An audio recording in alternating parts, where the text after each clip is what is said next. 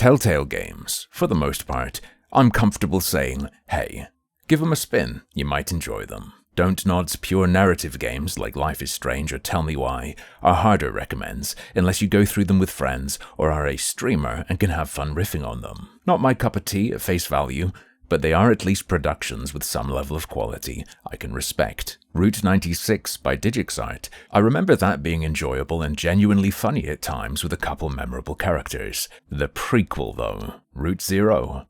That's agony I cannot wish on anyone. And Dustborne by Red Thread, published by Quantic Dream, from the 10 hours I've gone through so far, should be dropped hard into that same bucket like a rejected Spartan baby. I'm down with modern iterations of interactive fiction. Call them games, call them walking sims, whatever. The label doesn't matter too much to me, so long as it is a good one of whatever it is. I am aware, however, that many get annoyed when something is sold as a game and doesn't have much in the way of what you would call gameplay. You're a gamer, not a reader or a watcher. Well, dear gamer, what if I told you that the industry has heard your prayers, hearkened to the cries of your neglected thumbs, and Dustborne has come along to break that narrative game mold? It features 4-button rhythm gameplay, cape-shit style spam X and press something with the enemies turn a certain color combat, and Pong. Feel free to call me a fake gamer, for when the opportunity to choose less combat appeared, my instincts told me to opt for it, and I do not regret it.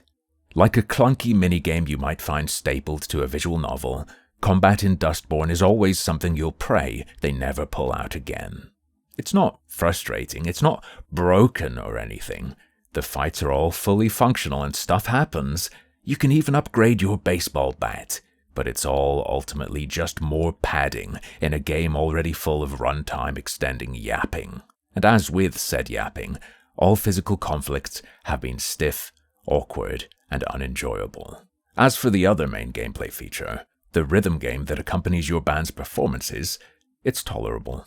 There's a cross of beams representing time and controller face buttons slide along them into the edge of a circle, at which point you press them, with a generous hit point lag making it near impossible to fail entirely.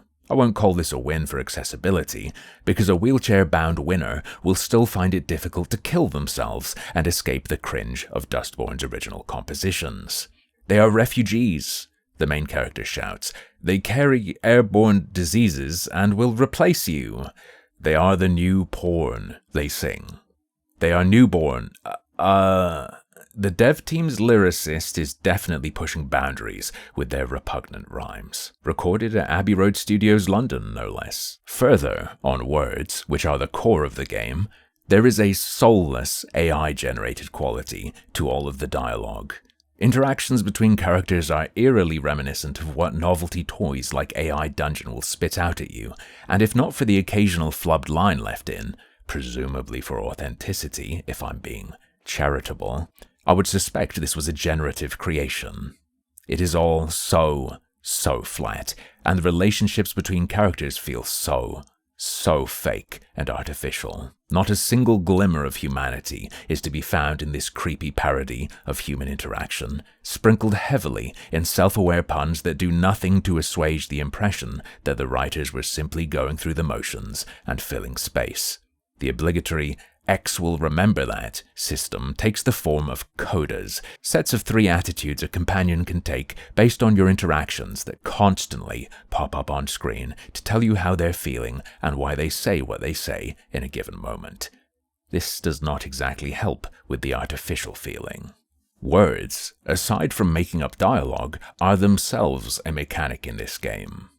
Forgive my unorthodox order of analysis, I should have told you this from the start, but the premise of Dustborne is that you are in an alternative history where JFK's wife is shot instead, and some sort of magical disinformation broadcast has given random people powers called Vox. These Vox users are, naturally, oppressed by the fascist regime that runs Pacifica, what California has become, and we're all escaping to socialist Canada with sensitive data we stole on a USB stick. The main character, the pregnant Pax, who addresses the player as her unborn child, is able to amplify emotions and gains powers such as bully, cancel as in cancel culture, and normalize. That last one being used to make a child think the violence around them is okay so that we can kidnap them without them panicking. Very funny, but I do not think intentionally so. You also have the power to trigger other people, or even trigger yourself for a combat buff. Alongside the main protagonist is a crew of other anomals, as they prefer to be called. A non-binary blonde with a prosthetic arm has a calming power referred to as gaslighting. An obese Indian Muslim woman with vitiligo can make herself hard.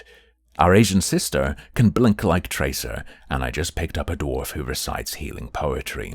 Another black guy we picked up earlier can tell campfire stories to summon a buff Wendigo and a giant weeb sword. Who else? Oh, there's a vaguely Hispanic guy who sounds kinda German sometimes too, but he of course has no powers.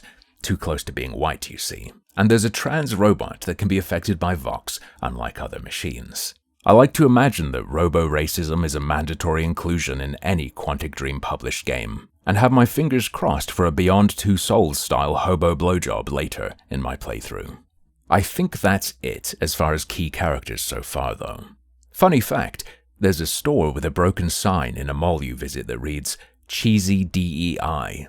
Not sure too much should be read into that, but in that same mall you'll find you absolutely cannot interact with the Muslim while she prays in any way. She must be respected. But you can join in on pranking the Catholic powerless man as he's having a crisis of faith, praying desperately in a tacky speed-wedding facsimile of a church. Painful cliches abound throughout. This statue's white, but Jesus definitely wasn't. Cops acting weird because they're scared of being called racist. You can even call them racist with the right option. Interrupting people who call you deviants because the politically correct word is anomal.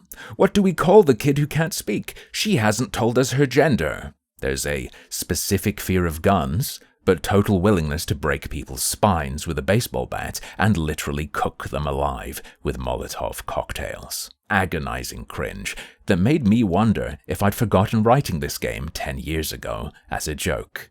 But no.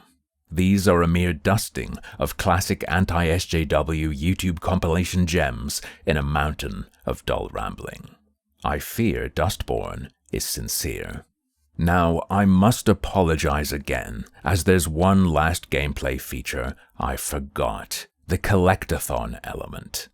In an anarcho-primitivist religious camp, where we go to find our sister and two moms, of course, you pick up a Game Boy Horror-like device called the ME-EM, pronounced meme. This device lets you see what the locals call ghosts, but are in fact echoes. Echoes of people yelling about Pizzagate. You suck these echoes into your Game Boy to learn new shouts and, more invasively, if someone holds opinions you don't like, you can lobotomize them with it and suck the magical disinformation right out of their head so they'll love foreigners again. In case the game isn't heavy-handed enough for you, your Muslim chum will explicitly inform you that it's just like deleting posts on social media. Time for another funny fact in light of all that. This game received government funding, 150 grand from the EU, and who knows what else.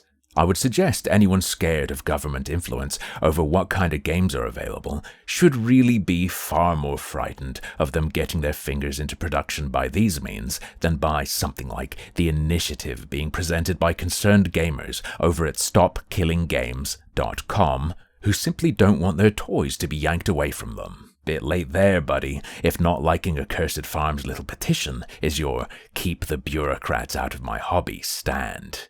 Daddy government's been up in those games industry guts for quite some time now, and this is just one of the stillborn abominations that's dropped out. We're already flooded with more viable, living, breathing ideological half-breeds on the marketplace, and it's only going to get worse. But, as usual, that's just another one of my harmful opinions.